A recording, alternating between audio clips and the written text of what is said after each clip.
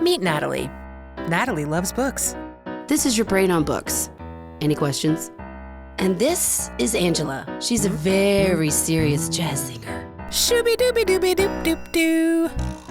And sure, we both like to stay informed, but this world sometimes, am I right? You know what we need? 30 minutes of meditation. Pop culture meditation. So we're here to remind you. We get it. You're smart. But right now, take a deep breath and put your books down. Hey, girl. Hi. How are you? I'm just fine. How are you doing? Yeah, I'm doing okay, Yeah? you know? Yeah. I just have to say one thing, the election just happened, so the election is over, so we can all get back to our normal lives again, which is good. And I just have to say, the democratic process worked. And so whatever side of the aisle you're on, everything's moving forward, so that's great. Glad that everybody, voted and expressed their right to vote. And now we get to move on and talk about scary, dark things in the form of what we're talking about today. Well, what we're talking about today is a very good true crime Yes. show that was made. And also, I'm so embarrassed because everyone has, this week, everyone's been asking me what I've been watching. Mm-hmm. And it's funny because I've been wanting to see this for a very long time. And it just came out on Netflix because I didn't have Showtime. Right. And it's from 2018.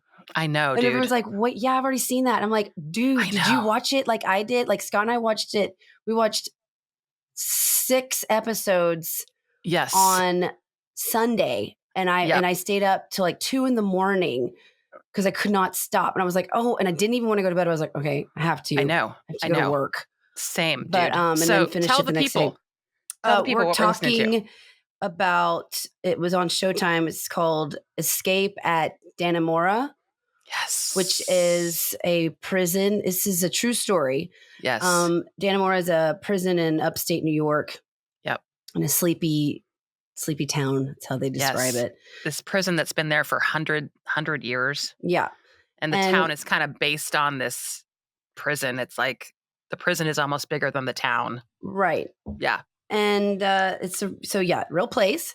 Yep. And real story. So it's starring Patricia Arquette. Yes. Benicio del Toro, Paul Dano, David Morse, and Lyle. Lyle's played by Eric Lang. Is that correct? I think so. Okay. Can't remember. So why don't you tell our listener what the premise is? Yeah. So the premise of this is this woman who is in charge of the tailor shop at the prison. They make, clothing for the outside world. This is really a thing. She starts having friendly relationship, you could say, with a prisoner, and played by Paul. I guess it's Dano. I was Dano? like, is it Dano or Dan? Anyway, it doesn't matter. She starts having this relationship. So this is he plays David Sweat. Yeah. A real life inmate. Yes. And prison. David Sweat is a bad dude. All the people in this prison are maximum security. Most of them are in there for life. Yeah. A lot of them are. These are not people waiting for trial. These are people who have been convicted, and they are murderers, and they're bad dudes. They've done bad things. So she starts having a relationship, and right off the bat, wait. Let me before I start talking about the over synopsis. Yeah. So she starts having a relationship with this prisoner, and then the next thing we know, he's friends with this other prisoner, and then she ends up helping them escape the prison. And in the process, and there's a major manhunt for 3 weeks. Yes. And it shook up the world. This episode has spoilers because, one, this is a true story. So, it's already been on the news. Yes, exactly. And also this series was done in 2018. Yes. And it was directed by Ben Stiller. Which I thought was amazing. Amazing. Yes, I know. Totally. You just don't think of him, with a lot of dramatic material. And, and this was also so well done. And I cannot get over the acting in this series. It was, we can get further into that, but it was unbelievable. I know. But so, like you were saying, we actually we enter this series, this story with Patricia Arquette. Her name is Joyce Mitchell. This is a real life person. She likes to be Joyce called Tilly. And she's clearly already in the midst of a physical relationship with Paul. We're going to call him David Sweat. Yes. Who works in the tailor shop. Yes. So they're not just starting a relation by the time we get here. Okay. It's like a scene from Oz. Okay. Or like Orange is the New Black. It's none of this. There's a lot of sex in this show, and it's like, think Oz. Okay. Think that vibe. It's not like you're going to cover your face. Okay. Right. You're going to want to look away. There's no like Sade playing in the background. No romance. No romance. Be had. There's no romance. So we have established. So David Sweat is this very practical, logical man who is in jail for life because he was accused and found guilty of shooting a deputy police officer, which we know he shot, ran over, but didn't do the kill shot. But so he doesn't think he should be in there for murder. It's interesting, like how logic goes, but whatever. Sure. And then he is friends with and like neighbors with Richard Matt. So we call him Matt, and that is played by Benicio del Toro. Yes. And he's an older man who's in jail for life for killing his boss. Yes. And so in a very, very violent way, because he killed him and then he chopped up his body and threw it in the river. So he gets the nickname Hacksaw in jail, which is for just hacksawing someone up. Right. And it's so interesting because like his nickname is Hacksaw. There's a time in this when they get hacksaws to use to begin their plan of escape. And the fact that I fact checked a lot of this. Yeah. And the metaphorical, like the brilliance of this, like you would think that this was, there was a lot of creative freedom here because of all the metaphors, like his nickname is Hacksaw. They get these hacksaws and their friendship and this whole setup with sharing a woman. And it's all real. Like Ben Stiller was given the script right when the case broke. And he was like, there's not enough, like I'm not going to do this enough information yet. So once they made statements and people, like all the information and interviews and all this stuff came out, he revisited this and was like, I'm going to keep this as close to the facts as possible. And it is. And this is a wild story because the whole time I'm like, I would watch this if this weren't real because this is so insane. You can't make it up. These people, these guys got away with it. These are really, really smart men. Yeah. And Benicio del Toro, and this prison, by the way, is very did we say sleepy before? They're not on their A game. Okay. It's sort of like the prison just kind of, and there's people in the prison who are just kind of like, I deal with the inmates every single day. I've seen it all before. Like this guy, there's a couple of side stories where it's like, they're taking art out because Richard Matt, is it Richard Matt? Richard Matt is an artist. He's an artist, and so he's making paintings for people. And this guy, one of the guards, is like taking this it is and the giving main it to guard. His wife. His name is his name is Gene Palmer. It's played by David Morse, who's in like everything, but he is the main guard who lets a lot of things slide. Exactly with Benicio del Toro because he gets art from him and they're friends and they have this camaraderie. Yeah, and sort of a tit for tat kind of relationship. Right, like you do me a favor, I do you a favor. Yeah, and it made me wonder too, like how prevalent is that in prisons? I mean, it has to be prevalent. It has to be, right? It has to be. Because you're dealing with this population of people all the time. They're still humans, even though they've done horrible, terrible things. And they have relationships with the guards. They have friendships. They have to. They have to. And Benicio del Toro clearly is an alcoholic and gets hooch. Yeah. And drinks it all day, every day in his thermos. Yes. And even shares with the guard. The guard shares alcohol with him. He gets him his oil paintings. He hides stuff for him. And Benicio del Toro's been there, 18 years so far. And David Sweat has been there for 12 years.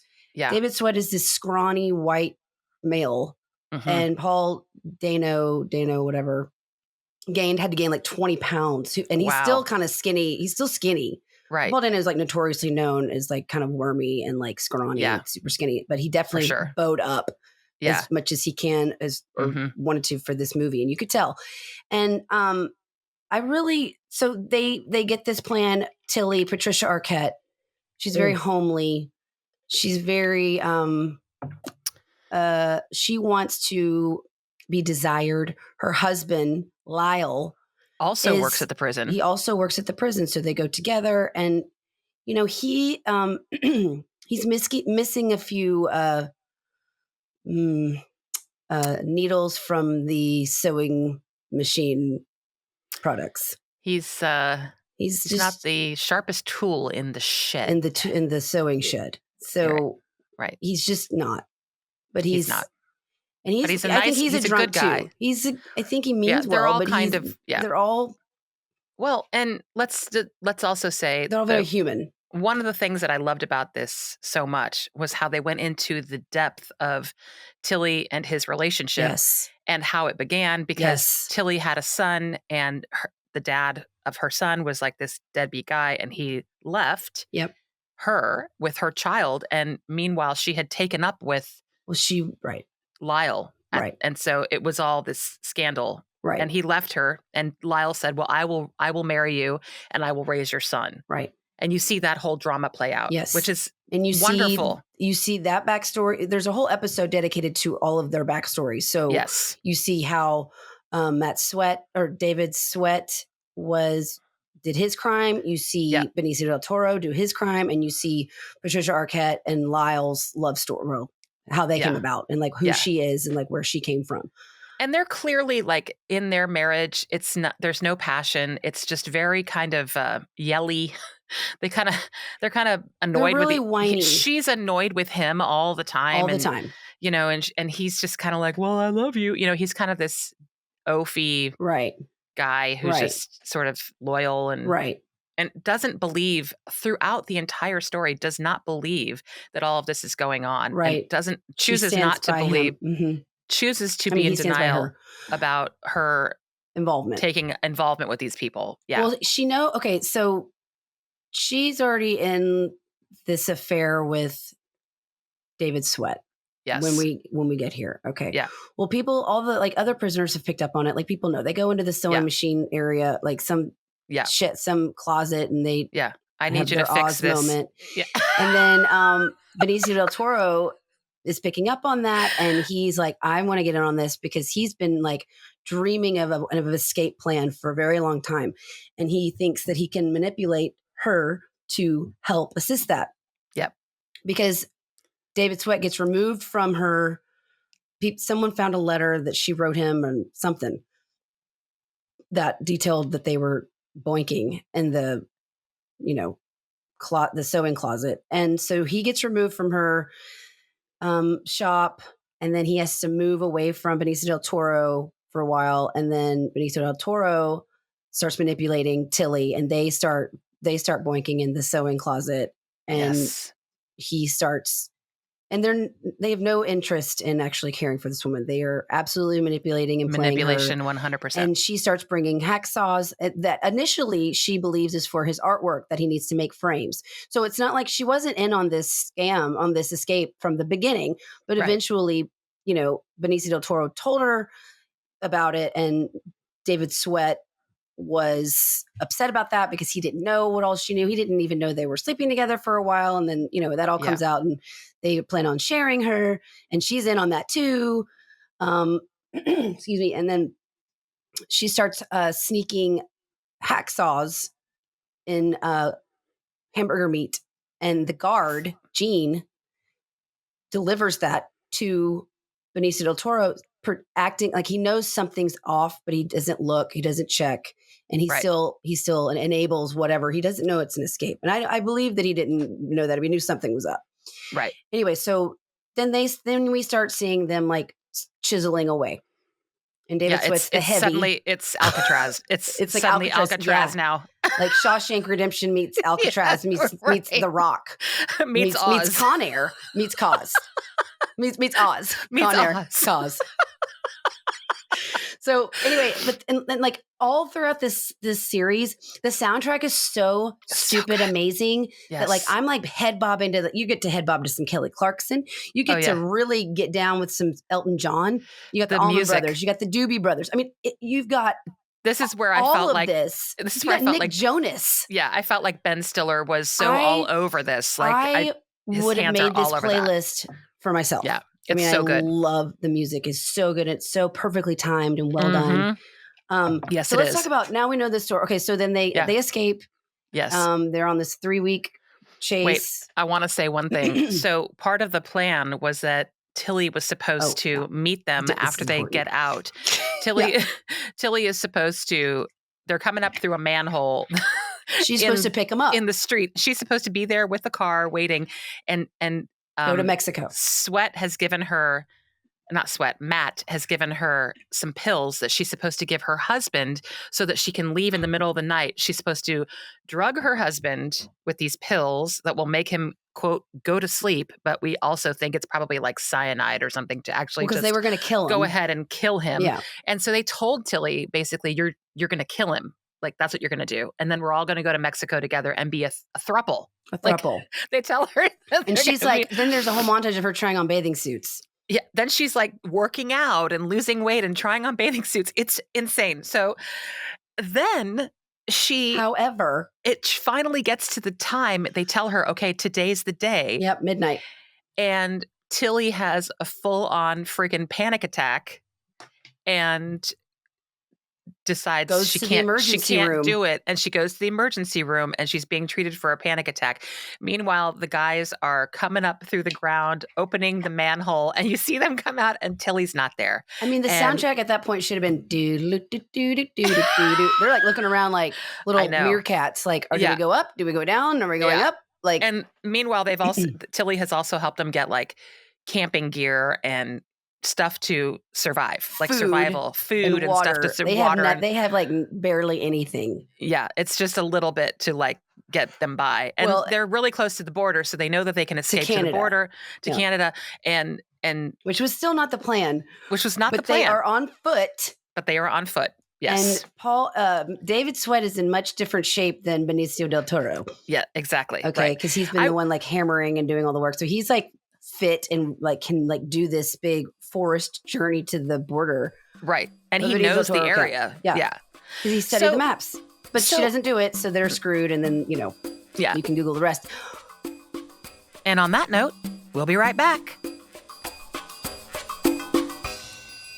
Friends, here's a little secret. We are sponsored by Laser Care Skin Clinic of Little Rock, Arkansas. And did you know that people from all over the country travel to Laser Care to get services and treatments by Dr. Bruce Sanderson and Natalie C. Sanderson Jones? It's because they trust the excellent service they receive at Laser Care. Laser Care specializes in all manner of popular cutting-edge and effective skin treatments, including Botox and other fillers, body contouring, tattoo removal, microneedling, and ultrasound skin tightening, just to name a few. Dr. Bruce Sanderson is known in the industry as a talented artist, making you look totally refreshed without any of that scary, overfilled look. And if you're a listener of Put Your Books Down, you know that Natalie C. Sanderson Jones is the licensed esthetician who always provides excellent care in a clean, safe, and private experience. Lynn Haley is the dynamo at Laser Care who makes it all work, so give her a call at 501-664-5119 and book a free consultation today. Call Laser Care Skin Clinic at 501-664-5119 and book a free consultation. Because wasn't it Mae West who said, "You're never too old to become younger"? Laser Care Skin Clinic. And back to the show. But yes, we got to talk about the acting. We got to talk about the acting, and we got to talk about the story, because the motivations. Because first of all, let's talk about the acting. Who for you? I mean, who does this like? It was all unbelievable. Yeah. But I think that, like, tell me, like, what stood out and, like, who is your favorite? Oh, I mean, hands down, Patricia Arquette is my favorite. I can't give her enough props for this. Because when you saw her interviewed and she was talking about playing this character, they gave her these prosthetics for her teeth. She, she had these big contact lenses that they put in her eyes to make her eyes look different. She's got these glasses. And she also said she gained a bunch of weight. Period. P.S., by the way, can you imagine having to gain 40 pounds for a role and then having to lose it? Oh my God. It's so hard to lose 40 pounds. Ask Christian Bale. God, I don't even, these people. I mean, this is like, I don't know how. Yeah, anyway, I'd be like, put a fat suit on me. Sounds dangerous. Yeah. It doesn't sound good. Anyway. No. But yeah. I guess millions of dollars helps. Millions of dollars does help. Yes, that's true. That would make me think about it. Yeah, personal trainers and whatnot. Sure. But, I just think Patricia Arquette always inhabits her roles so deeply and understands their motivations so deeply that she just becomes these people. Like, Patricia Arquette Gypsy Rose's mom. I was just going to bring that up. Gypsy Rose. Yeah. Her in whatever that was called. Act. The Act. People, that's another really good one. If you haven't seen The Act, oh my gosh, it's so good. But she was so okay. She said that there was a time before, like after rehearsals, like they were about to shoot their first scene, and she walks up and she's done her makeup. They've got her in Tilly makeup, and Benicio del Toro thought there was a crazy lady just like wandering around the set. They didn't even. They were like, "Who is that? Who's that lady?" She's like, "It's me, Patricia." Yeah. Exactly. Yeah. I'm here. I know. It's just so realistic. She's just so realistic in her role. She's just so good. I think one of the most perfect actors ever. Yeah. But her husband, whoever plays Lyle, Eric Lang. Yeah. I give it to them for this because, Benicio del Toro's always good, right? But he's always not kind unique. of It's not. This doesn't feel unique. Of a performance. Like he's got this kind of character down, right? For sure. Is he acting? I don't know. I mean, is this Benicio del Toro? That's cool. Yeah, right. But I think he's, I think he is, okay. But yeah. Cool dude. Yeah. And I think Paul Dano. I think this was his best role I've seen him in. It's my favorite I've seen him in. I thought I was just kind of blown away with how good he was. I mean, he's a really great actor, and I loved him in There Will Be Blood. Oh God. But he wasn't in it enough for me, but he was like the preacher, like, milkshake, drink your milkshake.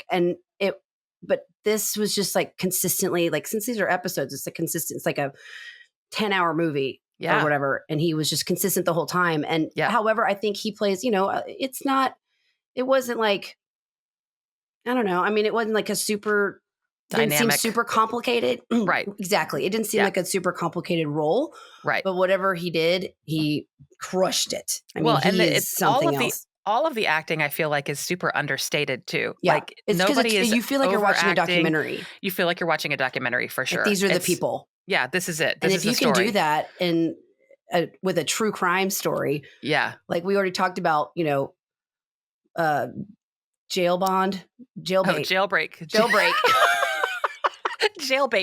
Jailbait. Oh God, don't get me started on jailbait. I know, but like jailbreak. It was like watching that. Yeah. I mean, it was crazy. And they just did a lot of research, and it was only like 3 years, like the case was only 3 years old by the time they started filming. Yeah. So it was pretty fresh. Yeah, I know. I also want to talk about, again, here we have this story with this woman who gets manipulated by inmates and goes along with it. And it is just such a prevalent story. It's so interesting how these people get manipulated. And so one of the things about this was at the very beginning of this series, you see Patricia Arquette being interviewed by Bonnie Hunt, who is the internal investigator at the prison. She's going to find out exactly what happened here. And she already has statements from like Paul Dano, I guess, and the guards and all kinds of people, because Patricia Arquette has already been convicted. She's already she's going to trial. She's already called the cops on herself. Like she was like bugging the hell out of them, kept being like, I might know something. I think I messed up. And they're like, but she couldn't take, she's the one that like told on herself. she kept going back, calling him, meeting him in the grocery store. Finally, they interview her, and she's like, Bonnie Hunt, the investigator, says, which, by the way, I love Bonnie Hunt. Love her so much. I was so happy to see her in this. I was too. She's like, here's how this is going to go. I'm going to make a statement because I already know what happened. and you're going to tell me what happened. But she really manipulates her too. She's saying, wow, you really, really must have, you really paid the price for this. Wow. She you're made really her feel like the victim. Like the heroine. She was. Right. To a point. Right. But what I think is so funny is then Tilly's story changes. She's like, I didn't want to go along with this, but I tried not to do this. And I'm thinking, and okay, girlfriend, they never hooked up. If that is true, there were so many points along the way where you could have just called the police and said, I'm involved in something. I know I'm going to get in trouble, but I'm involved in something that's going to go down. It's going to be really bad.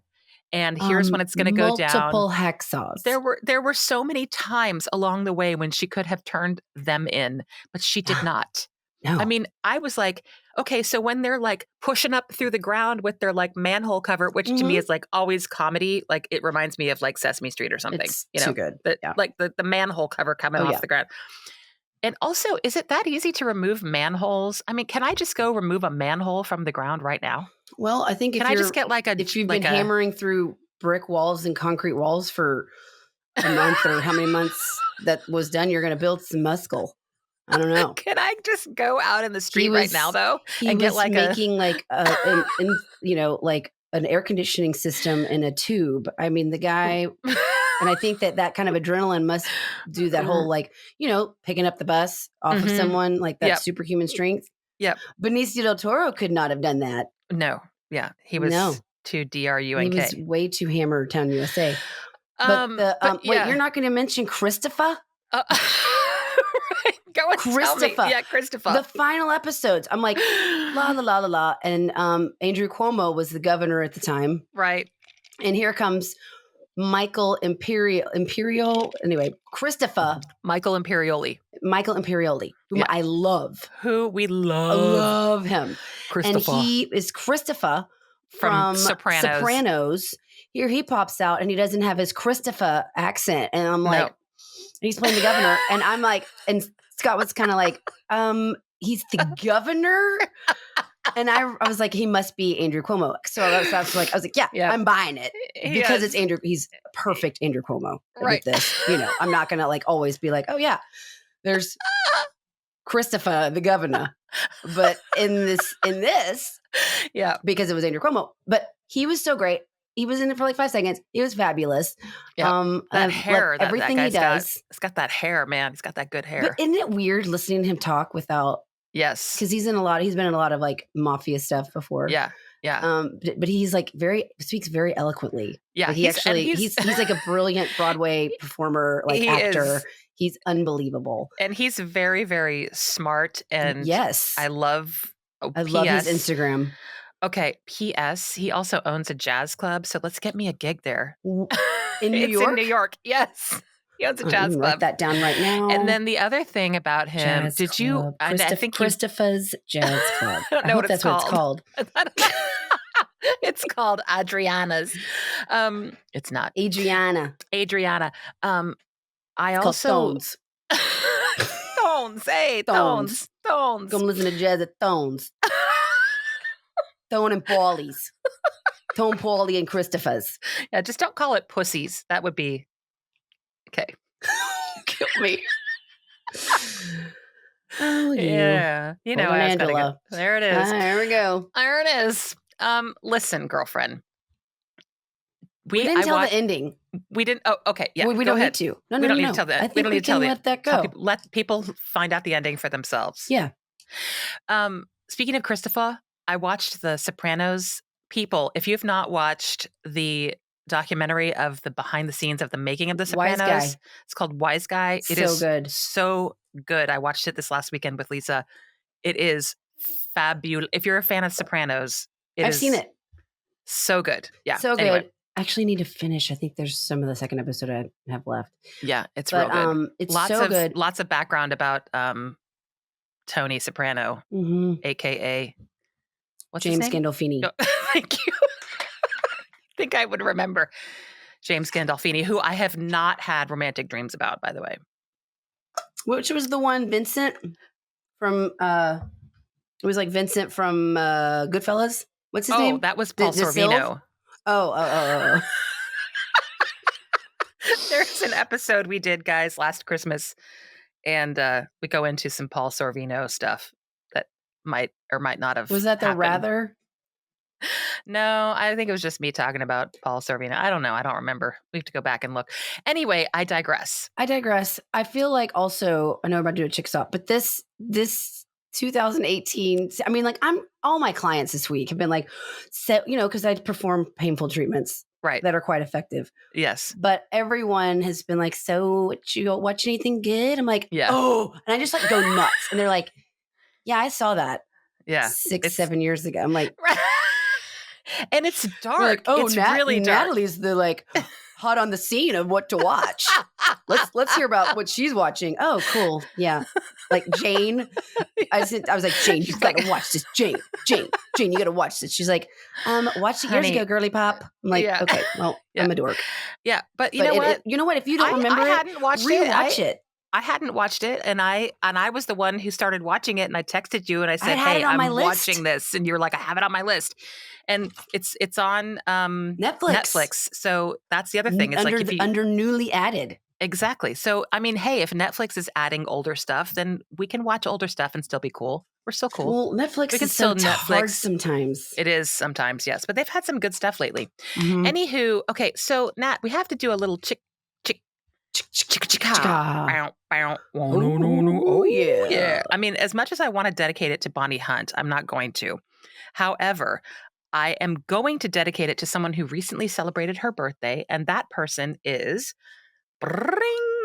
Parker Posey. Oh, Parker Posey. How much do we love Parker Posey? We love Parker Posey, and she's getting lots and lots of press right now because she's going to be in the new White Lotus. Ooh. And I heard she has a Southern accent, which I'm here for. Can I tell you, she's from Laurel, Mississippi. Did you know that? I did not know that. So here's about Parker Posey. She was born in Baltimore, and then they moved to Monroe, Louisiana, and then Laurel, Mississippi, where her dad became a owner of Laurel's own Posey Chevrolet. Her dad is a car dealer. Oh. Also, she is a twin. She was born prematurely, 2 months premature, and she has a twin brother. I did not know this. Where did she get how did she get discovered? Well, I didn't go that far in her actual bio, but she, started early in films like Party Girl, Best in Show. So my favorite are her Christopher Guest roles. Yes, her Christopher Guest roles, I think, really put her on the map, right? Waiting for Guffman when she works at the DQ. People just come in DQ, come in, get a Coke if you're thirsty. I mean, she's so good. And then like, who's on top and who's on bottom now? Like when she's doing her monologue and Teacher's Pet. I mean, people. I want to be Teacher's Pride. I mean, it's just like all of these. It's so good. I think, and also she's like that cool level of like Chloe Sevigny to me, like just like effortlessly forever cool girl. Yes. That you're just like kind of intimidated by, but she's probably super nice or whatever, but like she's just like way too cool with like her clothes, her presence, like everything about her roles. She's just a really, really cool chick. I'm kind of my thing about Parker Posey is that like she's kind of arm's length for me because I'm kind of scared of her. Yeah, I think we're supposed to be. Right? That's how I feel about her, Chloe Sevigny. I'm like, I'm intimidated. Exactly. I'm very intimidated. I'm like, oh, I don't know. But that's powerful. You're going to hurt my feelings. Yeah. But you're cool. Yeah. Exactly. It's powerful. So I don't necessarily know that I want to call her up and hang out with her. Because she's the kind of person who I feel like you'd be sitting across the table and she'd be saying nothing. And you'd just be like, anyway, so. I think that what we've figured out is that I don't want to actually hang out with any celebrities because more often than not, it's disappointing. So you'd be like, I'm the one that's the douchebag. Right. Okay? Yeah, for sure. Which I'm good at, but I'm just saying, it doesn't always feel good. So I like to admire. I want to see them in real life. Like I want to see them at a restaurant and stuff like that. Sure. Yes. Fun stuff like that. But no, Parker, which she could destroy me in a look. Exactly. Right. So just anyway, one eye roll. hats off to Parker Posey for being the coolest chick. The Scorpio. She's a Scorpio. That's just what you get with Scorpios, my friend. Anyway. Jane's a Scorpio. I know. Our Scorpio sisters are powerful ladies. Yeah. Joni Mitchell, big old Scorpio. Oh, okay. Right? Mm-hmm. Sure. Right. Okay. So anyway, that's pretty much it for today's episode of Put Your Books Down, everybody. We hope you enjoyed it, and we hope that you will go watch something extremely dark and depressing just to get you through your day. It's not depressing.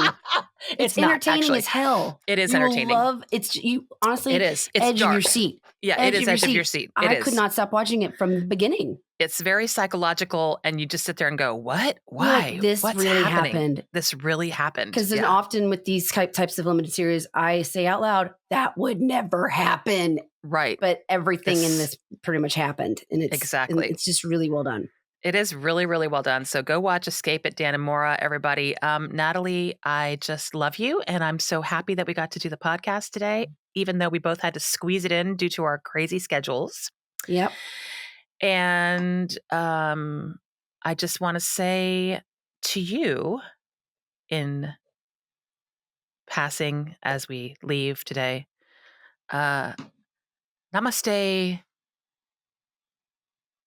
Lifting up manholes in the street. And Angela. Yes. I've already decided that I don't want us to do like YouTube clips for our reels for this one. Because I keep looking at myself. I'm like, did I forget all makeup? Anyway. I just don't wear a lot at work because anyway. I know. You look beautiful. No, I don't. Anyway. Yeah, you do. What I want to say to you. Because you're the bosses of the town. Mm-hmm. And what I need from you is a hacksaw and hamburger meat. Oh, and namaste. And don't we all? Okay, honey. Love you. I love you too. Have a great week. Okay, bye. Now, isn't that better? Thanks for listening. Feel free to leave us a review and be sure to subscribe wherever you get your shows. Put Your Books Down is produced by ClantonCreative.com.